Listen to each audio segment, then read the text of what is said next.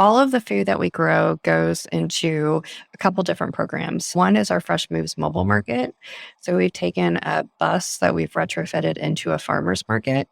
And we've partnered with 14 different organizations around the city where we go and we do an hour to 2 hour stops 5 days a week. So last year we gave away about $300,000 worth of food, and we had about 37,000 folks board the bus.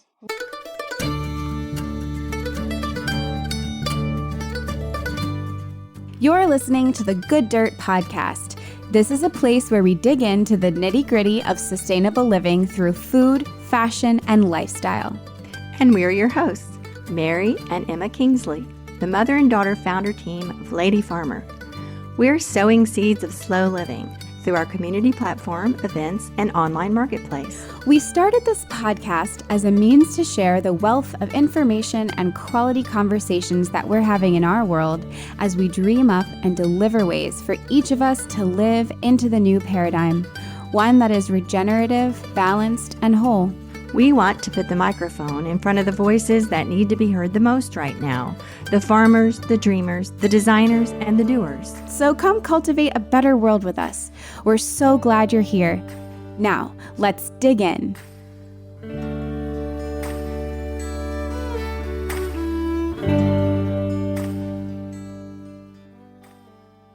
Hello, welcome to the Good Dirt Podcast, everyone. So we hope that you're having a beautiful fall. And we hope that wherever you are feeling in connection with nature and with the seasons. And if you're not, then all the more reason to be here, right, Mom? Yes, and actually today is what we call Slow Friday. Oh my goodness. Yes, Slow Friday. Slow Friday. Especially if you're finding us for the first time, welcome. If you've been around, then you know Slow Friday. Just be careful out there, folks. Yeah, and we have an episode where we talk about Slow Friday, and by this time it should have reposted sometime this week to refresh all of you on the ideas that we talk about in Slow Friday and how to manage your way through this initiation of a season of consumer craziness and something that has a huge demand on our energy and our resources and our patience and all those things. So tune in as we lean into slow living through the seasons as a community and as individuals. So as we sort of, if I may, roll off of one holiday and into the next big holiday and through this season, I think it's really important to remember about all of the people who might not have access to all of the extra spending dollars that feels required to make it through the season, or access to the good food that we've all been able to enjoy and look forward to enjoying even more as the rest of the year progresses. And there is so many people doing amazing work in this space and to help uplift those in geographical areas that have less access to good food,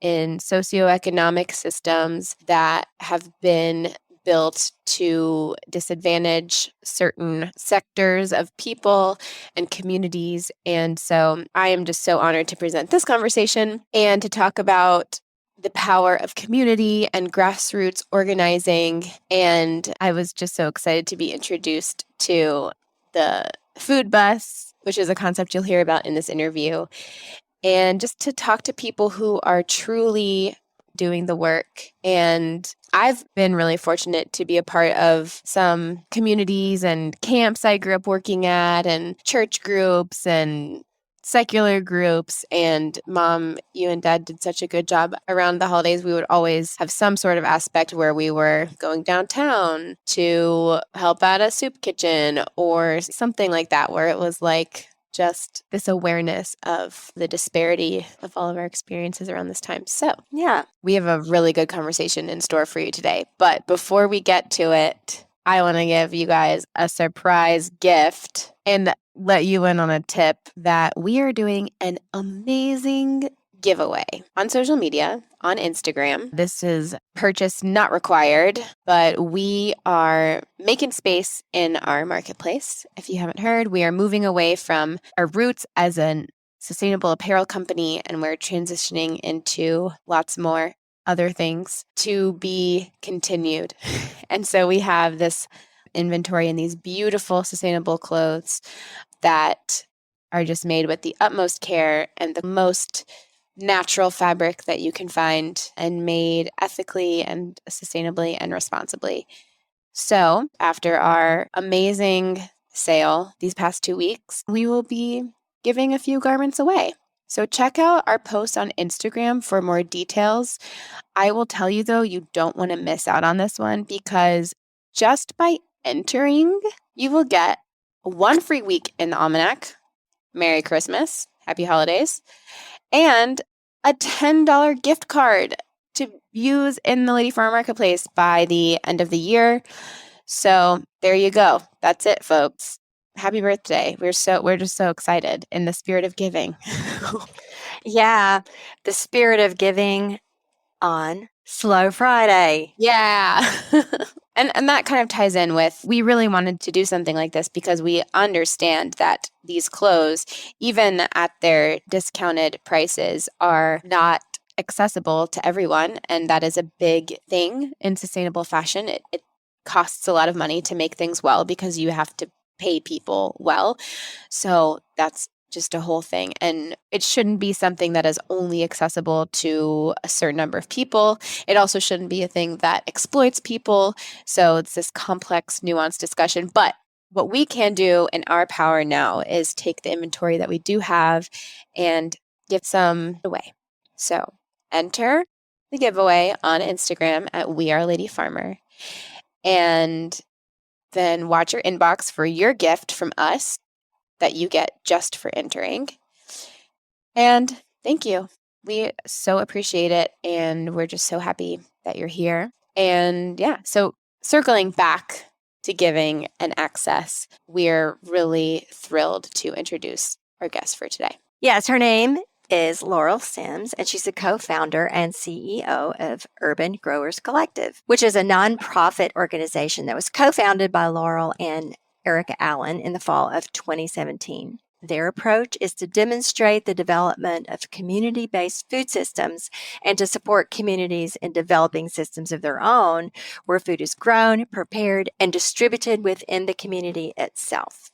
They operate 8 urban farms on 11 acres of land, predominantly located on Chicago's South Side. Each farm utilizes organic growing methods, intensive growing practices, and year-round production strategies to best maximize growing space. Y'all, it is so cool what they have going on there. And I knew it was cool when we found the organization and just sort of exploring the website and their social media. But talking to Laurell, I was just pretty much jaw on the ground the whole conversation, because it's just amazing what they've been able to do. So Laurell herself worked at Growing Power Chicago for 11 years prior to Urban Growers Collective. Formerly, Laurell was the director for Revision House Urban Farm, a farm training program for homeless young mothers in Dorchester, Mass.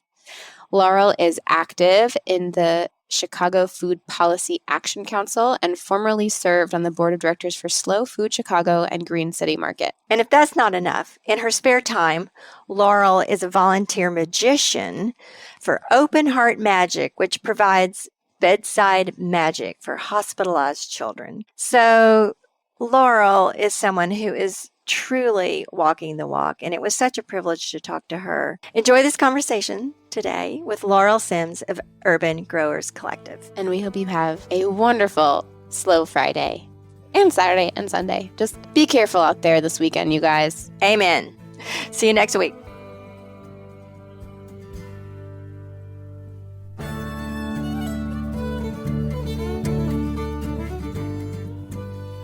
My name is Laurell Sims, and I am an urban farmer in Chicago. And I am the co-founder and co-CEO of an organization called Urban Growers Collective. And I've been farming for the last almost 21 years. And I really started by accident. I had moved to Boston from Kansas, where I grew up. And I found Boston to be a little overwhelming. It was the first time I really lived in a really dense city and was really just looking for something to do outside. And so a friend of mine who was farming in Long Island, and he was one of those like poet turned farmers. And he was like, oh, I just really think that you should go and just volunteer at this organization called the Food Project. They have a great volunteer opportunities. And, I just think it would be so great for you to be outside. It's so good to get your hands in the dirt. And I was like, okay, but I just want to be outside. And so I showed up one day and just loved it and just saw what a huge impact this organization was having with the teens that was engaging. And this beautiful farm in the middle of Dorchester was providing so much incredible food. And I was hooked. So I started going every Saturday. And this was when my son was really little. So I was staying at home with him. And I would go just on the days that my partner wasn't working. And then I started showing up every time I could. So I was going Tuesdays and Thursdays and Saturdays. And finally, they were just kind of like, we need to get you your own farm. You're showing up all the time and we're not paying you. So that's how I really started. So after that, I started working at another farm right down the street from them called Revision Urban Farm. And it really just kind of grew from there. And was that all in Boston or did you go to Chicago? Yeah, so that was actually all in Boston. Okay. And yeah, so at Revision, I worked there for a few years, and that's actually where I met my partner at Urban Growers Collective. So Erika and her father, Will Allen, were actually in Boston for a tour and for a conference, and they came to our farm and visited. And it was just one of those moments where, this huge group of people were standing in the farm, and I could just really see from the look on their faces that they were getting what I was saying. And sometimes, like, you give tours and people just kind of give you these blank stares where they're just like, I don't really understand what you're talking about. And like Will and Erika definitely just got what I was saying. And there was like an immediate connection. And Will invited me to the Growing Power Farm in Milwaukee. So I went there for a couple different trainings, and I went for the same conference, but a year later, because it was being hosted in Milwaukee that year. And yeah, from there, it just kind of grew into a beautiful friendship. And so when we were thinking about moving to Chicago, I emailed Erika and said, we're thinking about moving. Do you have any recommendations for jobs in the area? And she said, you're hired. And so it was the easiest job interview I've ever been part of. And yeah, we've worked together for 17 years now. So Wow. yeah, it's been a really pretty amazing collaboration. So what she hired you into was the Urban Growers Collective that you're now working in. So it was actually into Growing Power Chicago. Okay. And she'd founded that in 2002, and I moved here in 2005. And so she just started the organization. It had 2 projects at the time. And I was actually hired to be our youth program coordinator. So it had just been a summer program up until then. She had had 2 years of summer programming. And at that point, they were really thinking about expanding into year-round programming.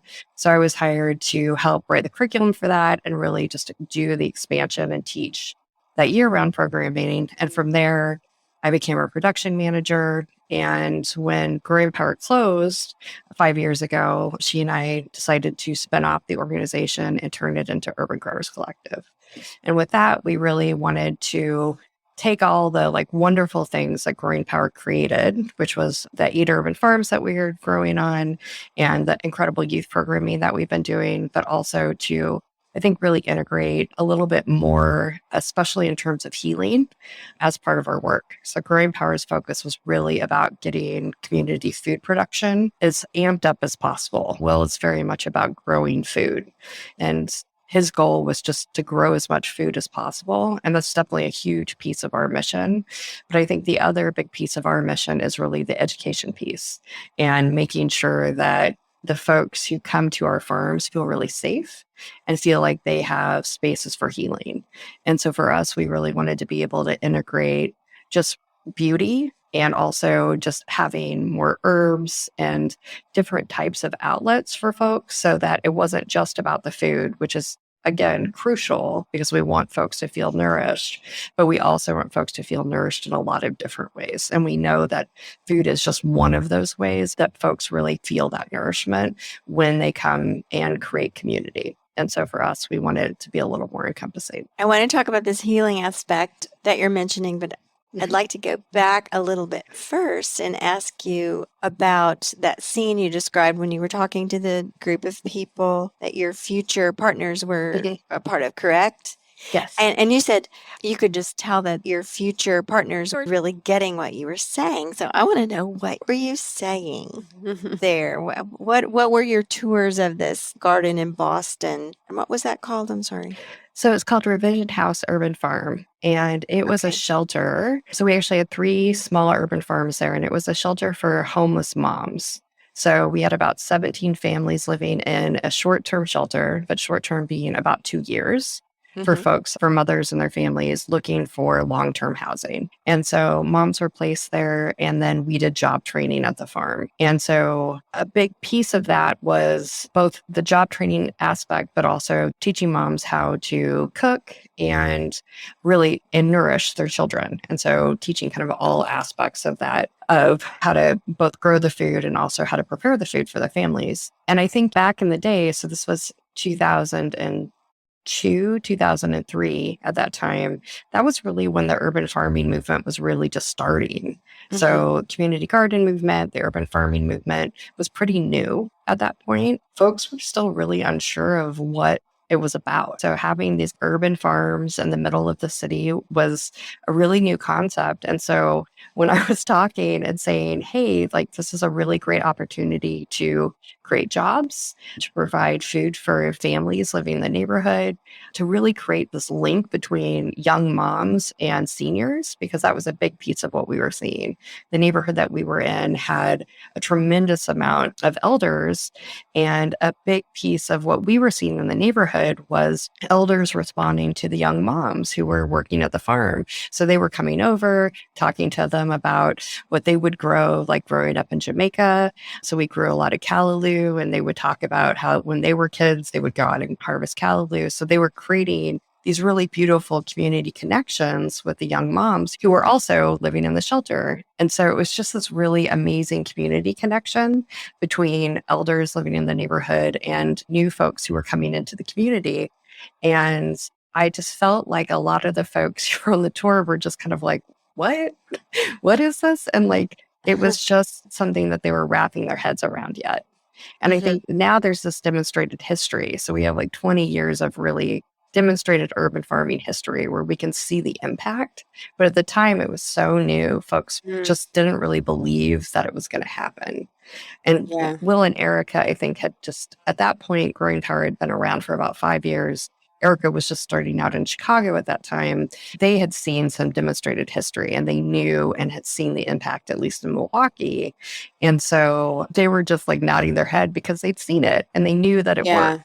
And so kind of us starting to convince the world that this was the right path to be on. Yeah, I mean, that's what it takes. I think anyone who works in this space of just optimism, forward thinking, but also grounded in a realistic, feet on the ground, hands in the dirt, literally, like this is what we have to do to get it done. And it sounds crazy to people and it sounds pie in the sky, but that's kind of like, I don't know how you don't start there, you know? And I don't know how you do it without finding those people that you did and then ultimately do amazing things. What was the Michigan tie-in? Milwaukee. So Milwaukee, Wisconsin. So when Will started the organization, he founded it in Milwaukee. So Erika actually started the Chicago office about 5 years later. So she started like a spinoff and a smaller projects office in Chicago. And so I came to work in Chicago with her. Cool. Okay, so now we're all in Chicago. Urban Growers Collective in its current form has been around for about 5 years, as you said? Yep.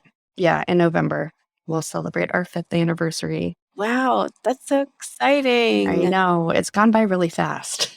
Yeah, that's about as long as, I guess we've been doing Lady Farmer just a little bit longer than that, but about the same timeline. And it's really crazy. We talked to a lot of people on this podcast where things started 2016, 2017. I think there's just like a big shift going on then. No, it's a huge shift. And I think, just even to kind of go back, that first conversation is that, I think back in 2003, so many people thought that like urban gardening was cute. Right. And I think that was really the big piece of it. It's just like community gardens and urban farming is cute. And like now I think that people really realize that it can be really impactful. That it's not just like this cute little hobby that we do. It actually can really shift community. Yeah. That's the piece we had to convince folks about. Yeah. Describe these urban farms. You're working now with 8 urban farms in Urban Growers Collective. So what kind of space are we talking about, and how are they separated off from the neighborhood? I mean, are they in a park, or describe that a little bit? All of them are a little bit different, which is I think what makes them really fun. So our oldest is actually in Grant Park. So it's in the heart of the city. There's no walls around it. Anybody can just walk into it. So it gets about 100,000 visitors every year, which is pretty amazing. And it's done as like a landscaped farm. So it's really beautiful. It demonstrates how to grow food in a really gorgeous way. Mm. And it has about 100 to 150 varieties of vegetables on any given year. Oh, wow. Vegetables, herbs, and edible flowers. And that garden is actually about a quarter of an acre. So it's pretty small, but it actually employs for 45 teens over the summer. And so those teens learn everything from seeding to harvesting to giving tours. So we do free tours of the site. So they really learn how to beef up their public speaking skills and how to not be nervous in front of huge crowds of people, which is really cool, but also how to do really engaging activities. So this year they came up with some really fun different ways to engage folks. So beyond giving the tour, they also taught the different folks who are going on the tour how to do cute little herb bundles, like how to dry herb bundles. And then they also taught how to do like herbal stamping, which was really neat. So they just created really fun and innovative ways to get folks engaged into growing food. So that's our smallest farm. To our largest farm, which is also a park district property, but it's 7 acres. And so on that property, we're able to employ 30 teens. And again, teens do everything from seeding to harvesting to selling at a farmer's market to giving tours to the public on Saturdays. But at that farm, we also are able to give bigger pieces of land to folks who want to engage in their own businesses. So we have an incubator farmer program there. We're really trying to support BIPOC growers so that they're able to have opportunities to have long-term engagement for land. So we've supported multiple businesses there. And then we also have 2 apprenticeship programs there. So this year we started a grower's apprenticeship there and an herbalism apprenticeship there, which has been really incredibly popular. Those 2 programs we started this year because we definitely found that we had a lot of people interested in wanting to be incubator farmers, but weren't ready for that step yet. So they really needed that kind of step before where they wanted to learn more about growing, but really weren't ready for, I'm ready to launch into a business. And so we decided to do this like step back so that people got that engagement and got to learn more about growing food. And then once they're ready to become incubator participants, they can then step into that program. And so we have about 15 people in the incubator farmer program and then about 18 people in the herbalism program, which has been really exciting. What an amazing, comprehensive community organization. My goodness. It's really fun. You're feeding people, you're training people, you're connecting people, you're preparing people for careers. It's very, very impressive. And I want to hear more about what you were saying about the healing aspects and how, just talk about that a little bit.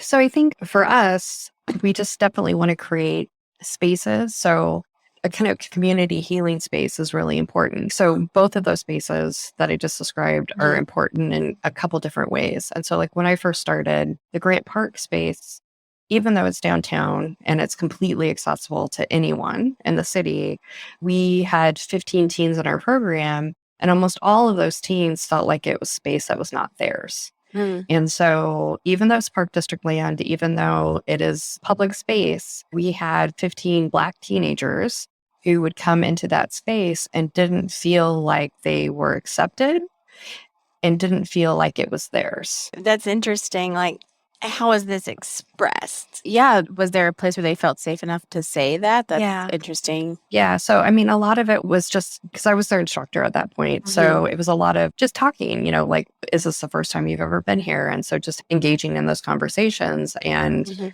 a lot of them had said one is just like crossing boundaries in Chicago. And so not feeling safe to cross different boundaries because of gang violence and territory violence. And then just also feeling like police violence. So, walking downtown and having police harassment when as Black kids, just walking downtown, all they have to do is walk and they'll be confronted. And so I think a big piece of that was just not feeling welcome. And so being able to be in this really beautiful space and knowing that public space was for them allowed them some ownership over that area. And I think that really starts changing that dynamic with how Black teens access public space in Chicago. And so I think that that is one way that we increase accessibility through our programs. And I think, whereas on like the South Side in the South Chicago Garden, it's taking a space that was a brownfield space that had been totally underutilized for decades at that point and turning it into this really beautiful space that has butterflies and just gorgeous flowers and an abundance of food, and having teens come in and just visibly, you can just see that stress melt when they walk in the gates. And so I think that they're two very different spaces, but they definitely offer different opportunities for our teens to be able to relax into that space and to be able to operate in our city in different ways that they didn't get to prior to these gardens being there. And I think that those are just really amazing things that we get to offer through our programming. Yeah, it's incredible. And just backing up a little bit, the gardens themselves and the urban farms themselves, what is the business model of that? Are there CSAs? Are they markets? Like, how do those run? All of the food that we grow goes into a couple different programs. One is our Fresh Moves mobile market. So we've taken a bus that we've retrofitted into a farmer's market. And we've partnered with 14 different organizations around the city where we go and we do 1 hour to 2 hour stops 5 days a week. So Monday through Friday, the bus operates. And then we do consistent stops. So every Wednesday morning, we're at the Howard Brown Health Center. And so folks come on the bus and they can shop for produce. We have all of the produce from all of the different farms that we operate, but then we also supplement with produce from other farms. So a couple of the different incubator farmers that we've had, both currently, but also folks who've graduated from our program also supply the bus. And then we also have a wholesaler that we buy from so that we can get fruit like mangoes and avocados, because we know that those things are popular. They're not necessarily things that are local, but we do know that folks really love them and need to eat. And we want them to eat local produce, or we want them to eat produce. So even if it's not local, we want them to eat it and we want them to be healthy. And so we know that those are healthy foods, and whatever healthy foods are going to eat, we are pro. If we know that that's what folks are going to be more likely to eat, those are the things we're going to stock the bus with. And so that's one of the ways that we get fresh produce out into communities. We also have 2 farm stands. One is at our South Chicago farm. We also do some pop-up markets at our Roosevelt Square farm with our youth corps. And then we also do a CSA program. So we have our summer CSA and a fall CSA. Gosh, you guys have so much going on. It's really amazing. It's a lot. Yeah, it's definitely a lot. And then with COVID, one of the things that we were so fortunate to be able to do is a lot of our funders work together to be able to offer us $10 vouchers. So with our Fresh Moves program for the last 2 years, we've been able to offer $10 free vouchers. So that's been an incredible opportunity to be able to serve the customers on the Fresh Moves mobile market. So everybody who comes on the bus gets $10 free immediately off of their grocery bill. And then we've also, through Link Up Illinois, been able to offer up $50 matching for folks who are on food assistance. So it really helps extend food dollars for folks who most need it. So like last month, we gave away $33,000 worth of produce on the bus. And the month before that, $30,000. So it's made a huge impact for the communities that we've been working with. We predominantly serve folks on the South Side. We have a couple West Side stops. We'd love to do a second bus at some point in the future, but right now we predominantly are on the South Side. My finding was that sometimes it's overwhelming. I don't know what to do with the vegetables. So do you guys offer some sort of support or trainings so that people feel empowered and they know what to do with the vegetables? Yeah. So I think CSA models are great and difficult.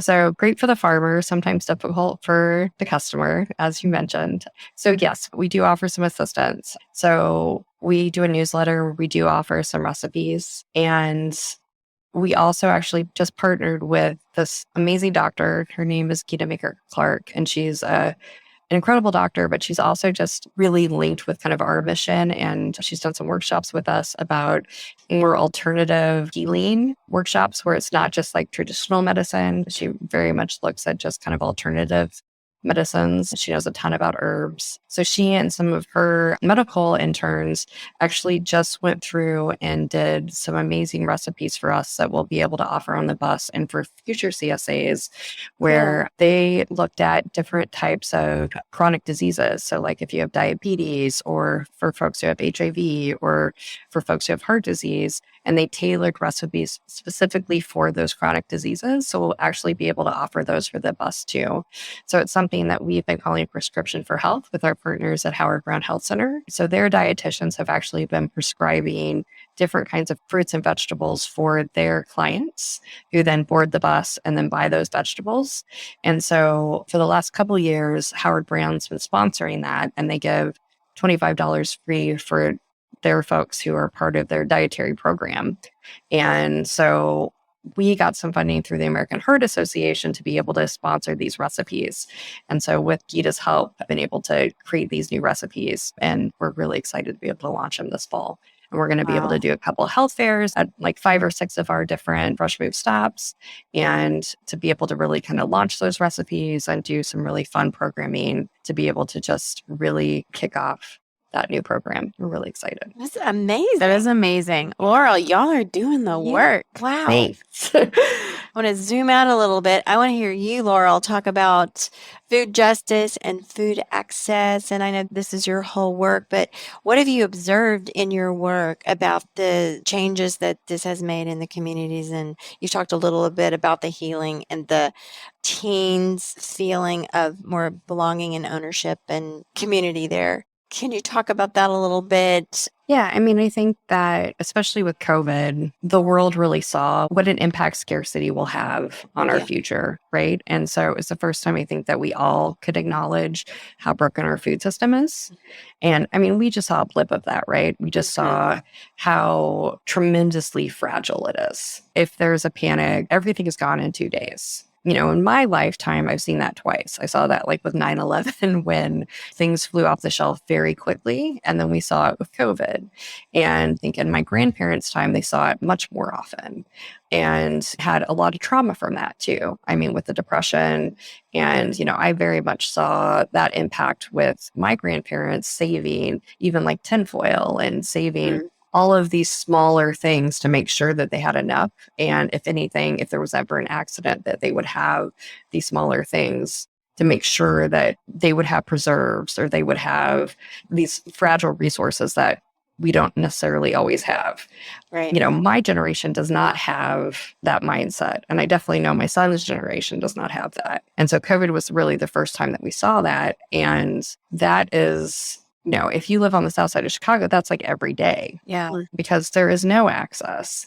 And so it is so much a matter of perspective. And so when we talk about food justice and food equity, we're so much talking about privilege and just that privilege of mindset, right? And so when we think about that, if you don't have access to a grocery store, you didn't see all those things flying off the shelf because you don't have a grocery store to be able to see that. You're constantly having to make those decisions of like, where is my money and my resources going? Am I going to be able to pay for rent? Where am I going to be able to get this food? What type of food am I going to be able to get this month? And what type of food am I going to be able to get? Because I have limited amounts of dollars to be able to spend on that. So I'm going to spend it on things that are going to last me versus things that is fresh produce, because that's going to go bad sooner.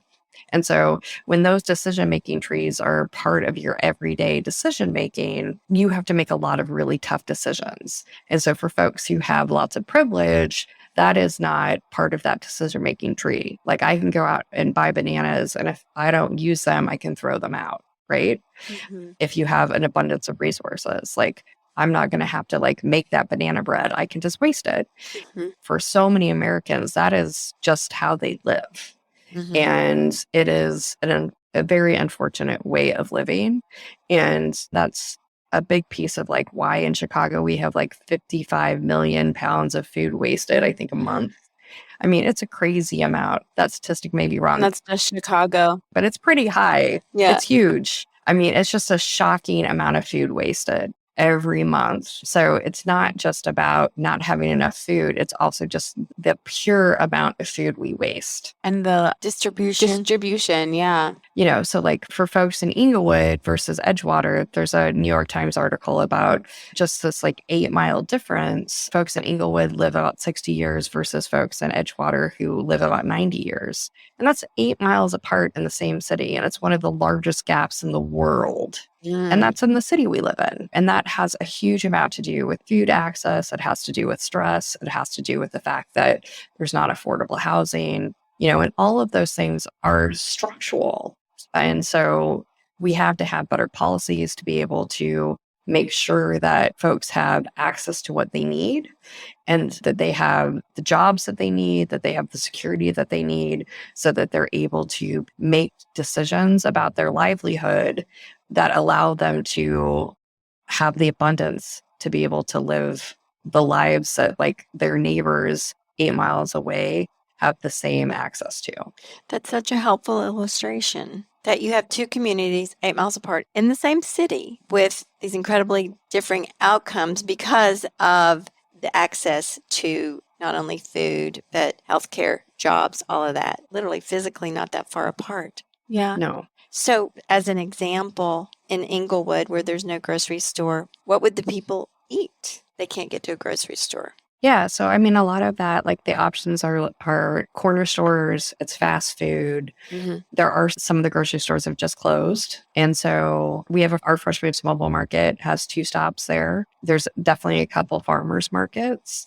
But I mean, I think that that's some of the policy work that has to be done is to make sure that one, residents are engaged because one side of Inglewood is not exactly the same as another side of Inglewood. So it's definitely making sure that you're working with community groups and community and neighbors to make sure that you are reaching out to them to make sure that you are addressing their needs and not just doing just kind of these one size fits all solutions, because we've already seen that with like Whole Foods.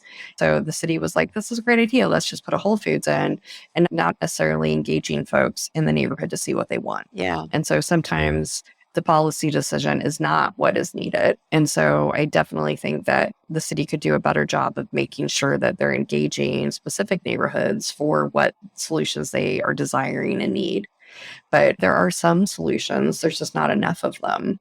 And we definitely need more resources to be able to allow community groups and folks to be able to do the work so that folks do get the food and access to other resources like healthcare, like housing, to make sure people are supported. So you might have just said this in a different way, but why isn't it as simple as if there's no grocery stores, why not just put in a grocery store? Like, why can't we just put a grocery store there? I think it's because grocery stores are expensive. There's just so many policy implications behind it. This law may have changed, but I know in the past that if a grocery store has been somewhere, then they own the rights of that grocery store for like 10 years out. And that may have actually changed, but I know in the past that is true, so that a new grocery store can't come into that same location. Oh. And so I know in the past that was an issue. I'm not sure if that changed or not, but that was definitely something that in the past made it really difficult for new grocery stores to come into that. So a grocery store goes in and they say, we're not doing well, we're going to leave, but also no other grocery store. Nobody else can move in.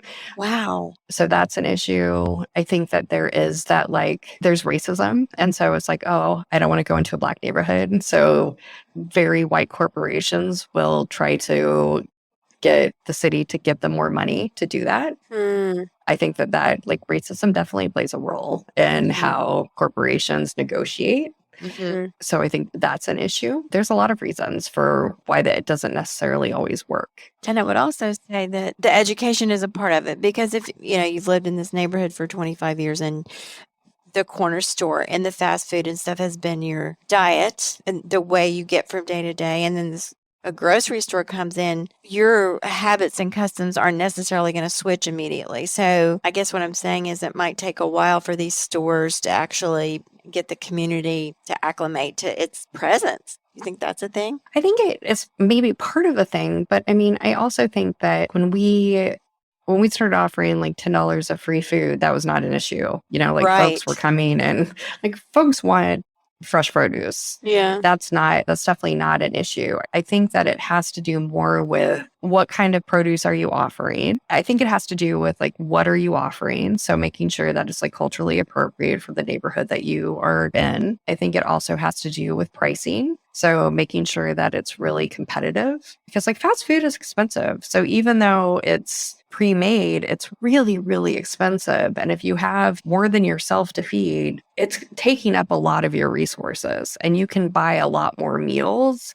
with $20 than you can just buying fast food for $20. And so I think that has to do more with it. So I definitely think it's like having a grocery store is probably preferable for most people if they can get access to it. I was going to ask you along those lines, can you sort of estimate how many people you have engaging, or like what is it, a large segment of the community, or is it just a small group of people that come back all the time? How widespread is this within those communities that you show up with these vouchers and this access to really great food? Yeah, so last year we gave away about $300,000 worth of food. Wow. And we had about 37,000 folks board the bus. Whoa.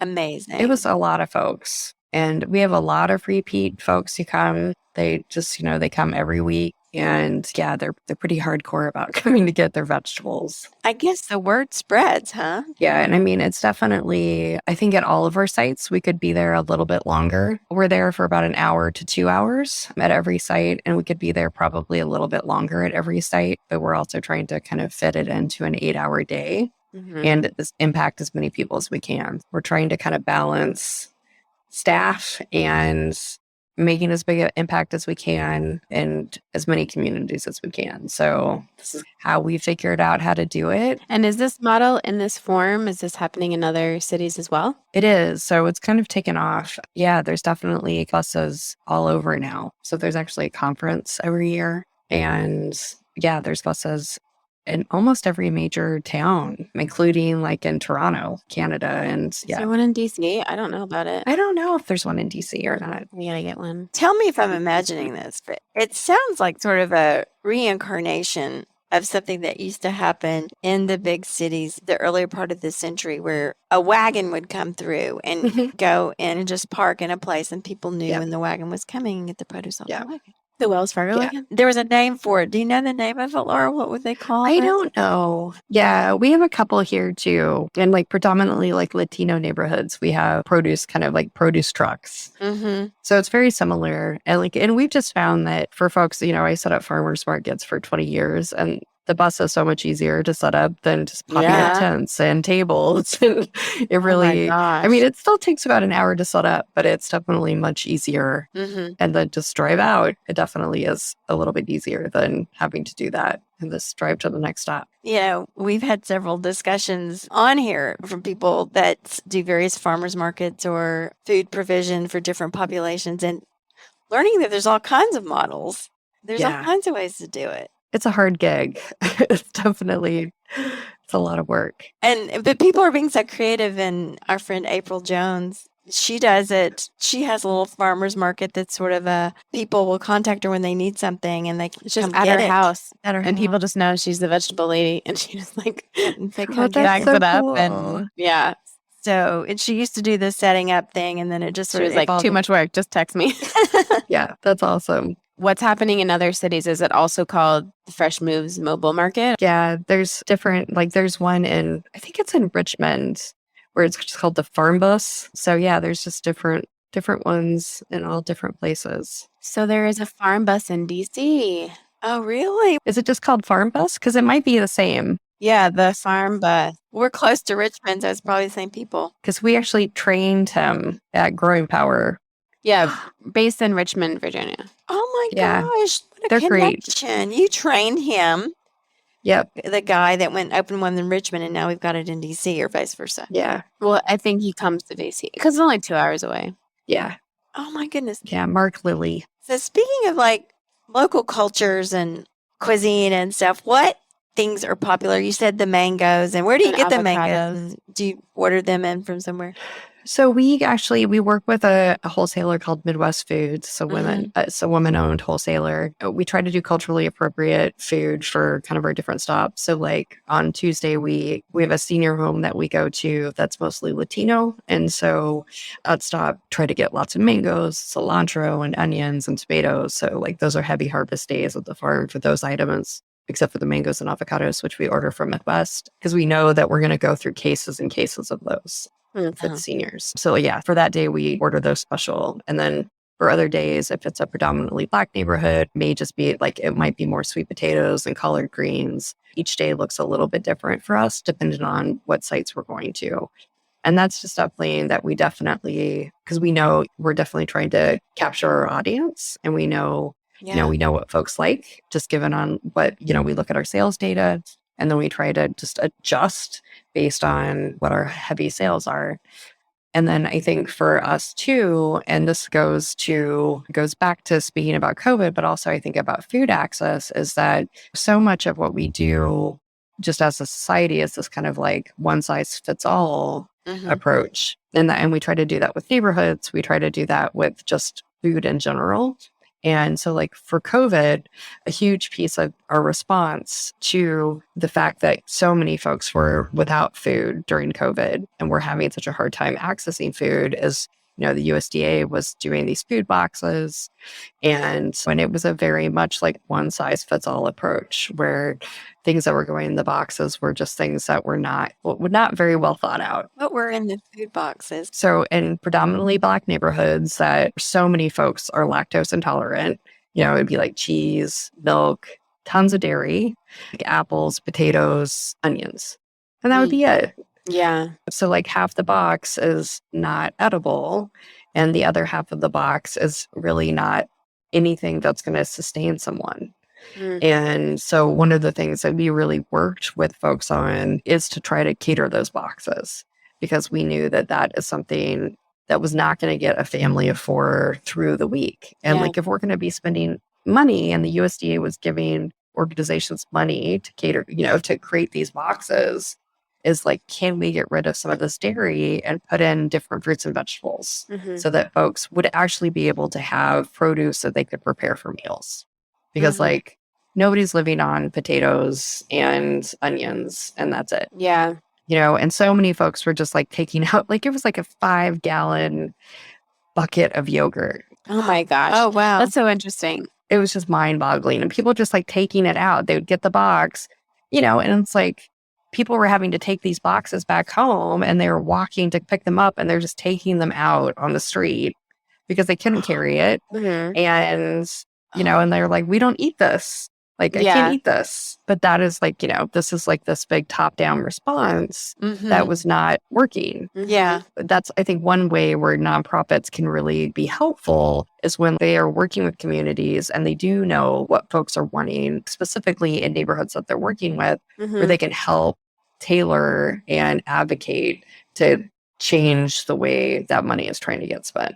That's so interesting. I think that happens all too much. I think anyone working in the nonprofit donation sector can relate to that, just like the donations thing.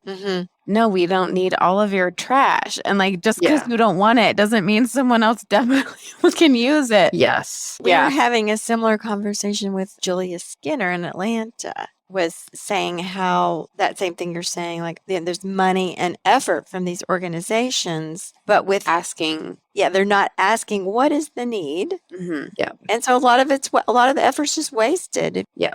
And you might say, well, something's better than nothing, but actually not. But not if someone can't eat it. Yeah, right. It's just getting wasted. Exactly. So, a little more customization so these resources can be fully utilized. Yeah. I'm interested in hearing you talk about what do you think your biggest challenges are for the Urban Growers Collective and your biggest wins? I mean, I think definitely one of the challenges that we have is, and I think just urban growers in general, not just the Urban Growers Collective, is just land access in Chicago. And just, I think that's a universal problem for folks who are trying to do urban growing. A big piece of that in Chicago is that so much of the land is contaminated. And so for us, it's access to land that's not contaminated, which is almost impossible. And it's also just securing land that it's not incredibly expensive. And as we're seeing just universally across the United States, is that it's very, very difficult to have land access that's not incredibly expensive. And that's especially true for, I think, new BIPOC growers. And so part of why we have the incubator farmer program and why we have long-term land access is that we know that it's really hard for new growers to be able to access land. But especially if you are a Black grower or a brown grower, it's really difficult to be able to get a loan. And it's very difficult to be able to get a loan that is affordable.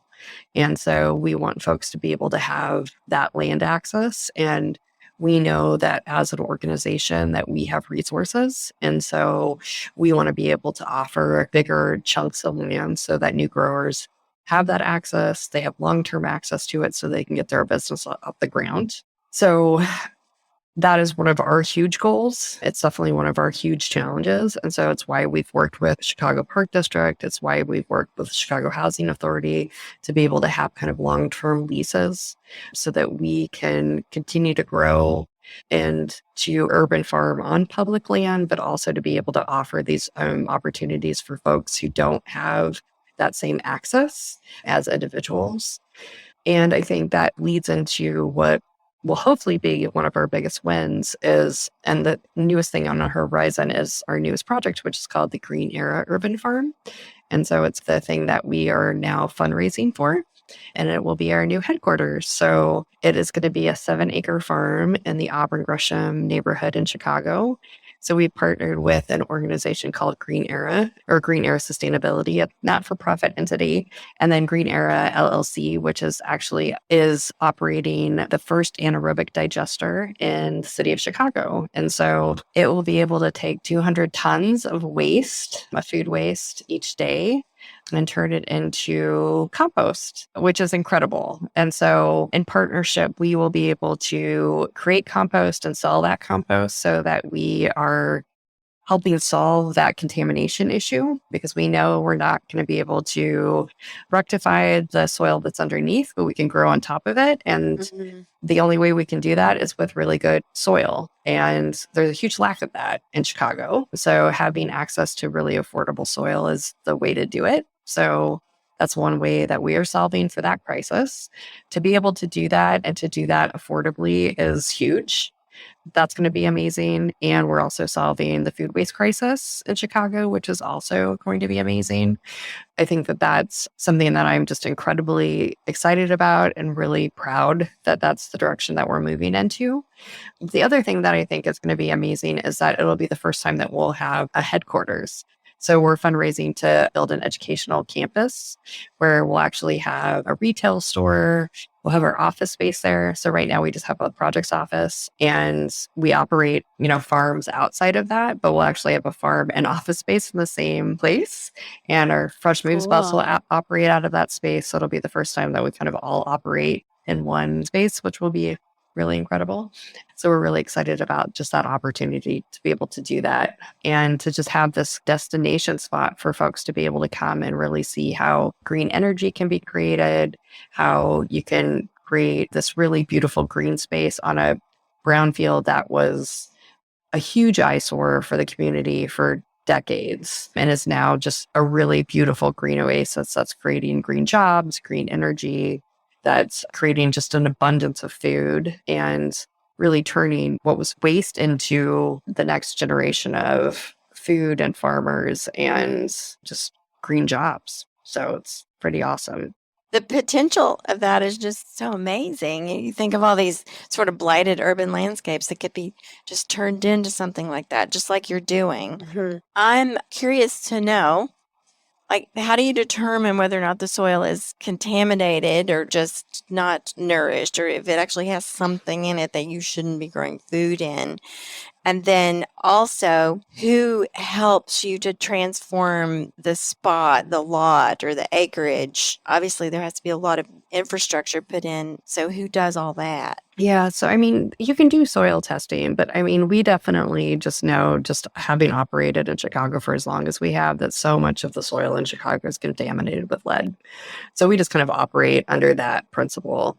But also, most brownfield sites we know have been imploded. And so there's so much garbage living underneath that soil. But when you say brownfield, what do you mean so specifically? So it kind of depends on the site. So for example, the Green Era site, there was industry there. So we know that it was high contamination with lots of toxins. So that we know that that had to get remediated. So they actually got a grant to remediate that entire site. And so it's been, that soil through EPA standards was taken off, and then new clean fill was put in its place. Okay. The same was true with South Chicago. So the park district actually got money to be able to remediate that site. So there's a 3-foot barrier underneath the site, because what was there before we were there was houses, like for decades before we moved onto the land. It was houses that had been imploded, and then soil was put on top of them. And so we knew that that land was contaminated. The park district got money to be able to remediate that land. So they came in with, I believe the EPA or Illinois EPA excavated. So it's a 3 feet of soil, put a barrier, and then clean fill was added to the top. We knew we could grow on that space safely, but we also knew that that soil, that clean fill soil, was not necessarily nutrient dense. So we brought in a ton of compost to be able to grow there. So even though it was safe to grow, it wasn't necessarily the best soil to grow in. So we've been adding to that consistently for the last 7 years that we've been on that site. Well, this machine you have to convert food waste into compost just sounds like absolutely revolutionary. It's amazing. It's very, very incredible. We'll have to link that. Are other cities have it? Yeah, so it's a technology that's been used all over Europe. There's some in California and Texas. The website's actually greenerachicago.com. It's been used in lots of different places, but this is going to be the first one in Chicago. It's been used a lot in farms, and especially in like smaller green farms. But this is, I think, it's definitely the first in Chicago, and it may be the first in a city that's doing like predominantly food waste in the US. But it's pretty exciting, and it can take even food waste that has plastic wrapping, and it takes it apart. Wow. It's pretty awesome. It's called Green Era. Green Era Chicago. Yep. And so for anyone that, we've talked about food waste on here a lot, but for anyone that is new to the hugeness of this problem, there's a documentary called Wasted. Have you seen that? I have. Yep. That lays this out. It's pretty staggering. And I've said this so many times on here, but this could always be someone's first listen. People think that the food you throw in your garbage is going to decompose because, of course, it breaks down, right? But it does not break down in the landfills. And it creates Methane gas. more greenhouse gases. Yeah. So it's a big problem. It's horrifying. Yeah. But it is, I do think that so many people just think that it does break down, right? And so that is just that myth that we're just like, oh yeah, it's fine, but it's not fine. Yeah. And we're running out of room very quickly. And so we have to think of new solutions. So just like the food system is broken, the way we create waste in the food system is horribly broken. And we have very little time before we have to create some new solutions. Yeah. Well, speaking of very little time, what does slow living mean to you, Laurel? Oh, slow living. I wish I had a little more time to have slow living right now. It's, this is September, and I always feel like August and September are so busy in our farmer life. It's true. The farm is so, so busy. Well, the secret is sometimes slow living doesn't have anything to do with time. Yes, that is true. It's very true. I think for me, it is slow moments, right? So I always kind of think about when I think about how I ended up working at a farm and loving farming when I was a kid. So my parents owned a restaurant when I was little, and my mom grew most of the food for the restaurant, and my dad was the cook.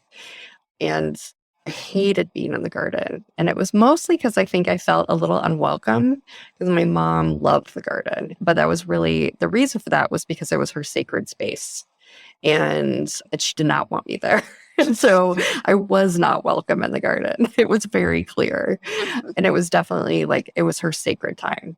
And, as a 4-year-old, I just felt like my mom did not want me around. But I think as an adult and as someone who just loves to be in the garden alone and the farm alone, I feel that now. And I probably give off those vibes to many of our staff when I am there, that I Like, just want everyone's to welcome go. except around me. Yeah. I just, I want to go and I just want to weed by myself. Yeah. Because I love that. And so I think that that's, for me, a big piece of what slow living looks like, is it's having those, even though like that is work, right? Like I am working and I am quote unquote productive. That is part of my sacred space and sacred time. And so having those moments where I can have that space and time to think and to work out whatever problems I happen to have, whether it's like work related for like my actual job or like my life work that I have to do, that I have that time and space to be able to work out those kinks. And it often takes place on those weeds. And then I have this like beautiful thing that I can look back on and this sense of accomplishment that I really love at the end of my time there. And I think it also has to do with taking these things that sometimes aren't perfect and making sure that I have them throughout the year. And that I think is something that is really hard for how we live today. I think we really love these like perfect things. So when you go into the grocery store, we have these perfect tomatoes and perfect produce. And I want to take all the imperfect tomatoes home and put them in my freezer and make sure I have them for the winter. And that I think is something that's definitely a gift that I think my great grandmother and grandmother taught me, is just that slow living is making sure that we're putting up enough and that we have it always, that abundance is always at our fingertips. Yeah. That's what it is for me, I think. That's so lovely. I just had a thought while you were talking about, especially about the weeding. We always say weeds serve a purpose, right? You can look at the weeds and listen to the weeds. What are they trying to tell you? And I think I've felt that too. Another purpose the weeds serve is to help you figure out your problems. That they're there for you definitely. to pull up and be in one place for a long time. And sometimes they're dinner. It just depends on what they are, right? Yeah, exactly. Sometimes like some go in one pile, some go in a different pile. But yeah, I just really, that is like sacred space to me on like Saturday mornings when, so I definitely, I started out as our farm manager, but now I don't get to do as much of the farming as I used to. Now I get to do a lot more finances and human resources and things that I don't love as much, but are important for the organization. I have to keep telling myself that it's important. This is important work. But, that Saturday sacred time where I get to be out in the fields and like say hello to everybody, but also just be in the sunshine and weeding by myself, that's important time for me to be able to do that decompression. I can relate to that so much. I don't really consider myself a really highly detailed person, but when I'm out there and I'm just trying to pick out things that I don't want there, like I can really like go down and pull out one blade of grass that's in there or one thing, and it feels so good and it's so much fun. And then, like you said, you get to look back and say, wow, that patch really looks just so good because I went in there and I took such care to take out one thing at a time. Even though, it might seem like a tedious task or, a lot of work or it's hot. I enjoy it. I enjoy it too. So what does the good dirt mean to you? And you can answer that any way you want. It feels like something I would make our teens answer. You can use it on them. They would be like, oh, Laurel, why are you so annoying? And you have to answer these questions like this. Because I always would, at the end of orientation or whatever. I always have them say like, let's make some puns up. So one of them was compost. That's hot. Yeah. This is something we asked at an interview, and I like that. And we had our 100th anniversary, and not 100th anniversary, 100th episode not long ago, and we played a bunch of the different answers, and the answers are all so different. Some of them are very literal, some of them are very metaphorical. So we always just throw it out there and see what people come up with. For us, like compost is, compost in the dirt is just where everything starts for us. And so I think more than anything that soils are our foundation and foundational for all of our work at Urban Growers Collective. One of the things that I really loved when I first started is our now farm director, Malcolm Evans, started with us when he was 10. And Wow. yeah, and so now he's 29. So he's been with us forever. But when he started, like I made all of our teens play all these games. Like we would do like get to know you games, and he'd just say like, Laurel, can I just like clean the compost? Like I was like, I just want to start composting. Do I have to do this? And so he and Darian, who is actually our compost manager now, he started with us when he was 14. He's 35 now. The two of them were just like, look, we don't have time for this. So we're over games. And so they actually sat down with a couple of chefs in Chicago and started our compost business. They were both in high school at the time. And they're like, look, we'll do this with Jeremy. Jeremy has a driver's license. We'll go pick up the compost. Will you let us do this instead of having to do all the games with all the other guys? And so I was like, sure. So I went with them. We sat down with these chefs. They started this business, and that's how we started composting in Chicago like 15 years ago. And yeah, and Malcolm and Darian still both work with us almost 20 years later. And I think that just very much shows like how huge compost is to our operation. It's definitely like the biggest piece of what we do. And it's definitely, I think, probably what the good dirt is to Urban Growers Collective. It's the thing that makes the world go round for UGC. Oh my gosh. It's also hot. Yeah. What a great story. I love that. What a great story that is. I love that. And I love that compost is so hot. It is so hot. It also totally dates us because it was, what's that?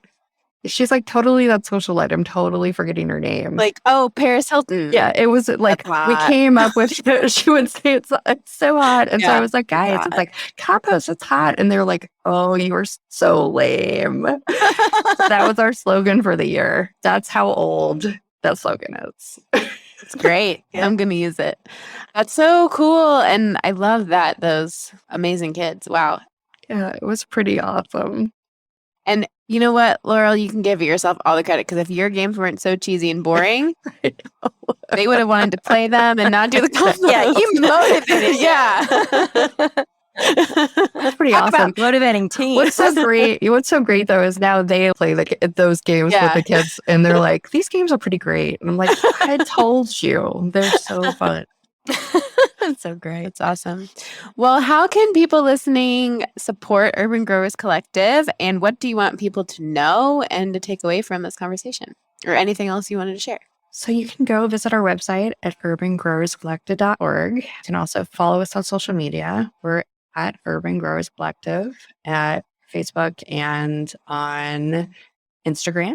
We're You Grow Collective on Twitter. And yeah, we love any kind of support folks can give us. We love clearly monetary donations, but we also love volunteers. So if you're in the Chicago area and would love to get your hands dirty, we have volunteer hours every Saturday and some recurring volunteer hours during the week. So definitely come out. Malcolm and Leanne and the team would love, love, love for you to come and help me weed on Saturdays. I promise I won't ignore you if you come out, even though I said I might. But we definitely could always use your support because, we have more work than we can ever handle. And we just definitely love folks who love to harvest and weed and get their hands dirty. And what would you say to someone listening who is like, this is so cool, I want this to be in my city, or maybe it is in my city and I just don't know? Are there resources that you can point them towards? Or do they just Google urban farm in my city? Or yeah, I mean, I definitely I think the urban farming movement has exploded. Mhm. And I definitely am pro not recreating the wheel. Right. And so I think that, definitely supporting the folks in their own neighborhood is always huge. And so, definitely just Googling urban farming, urban community gardens in your neighborhood. And you can definitely find some folks who probably do similar things to what we do in your area. And like we were talking about earlier with the farm bus and all of that, There might even be one that you Yeah. don't know about. Absolutely. And you all do so much. Yeah. You do so much. You do growing and educating and delivering and distributing and community building. And Do you guys do any work in policy? We do a little bit of policy work. As a non-for-profit, we're not able to do like direct policy work, but we're, as individuals, we're part of the Chicago Food Policy Action Council.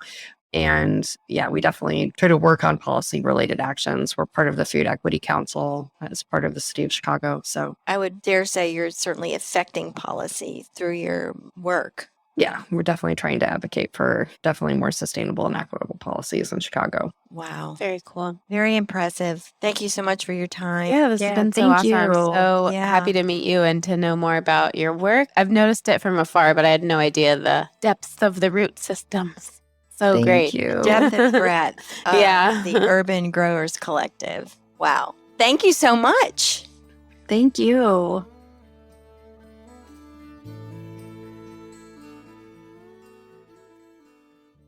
Thank you for tuning in, calling in, and spreading the good dirt. We love hearing from you.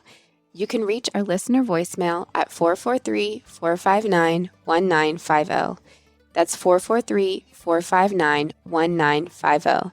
You can find this number in our show notes and in our Instagram profile. This show is produced by Lady Farmer, a slow living lifestyle community, and the original music is composed and performed by John Kingsley. For more from Lady Farmer, follow us on Instagram at We Are Lady Farmer. That's We Are Lady Farmer. Or join us online at www.ladyfarmer.com. We'll see you next time on The Good Dirt. Goodbye.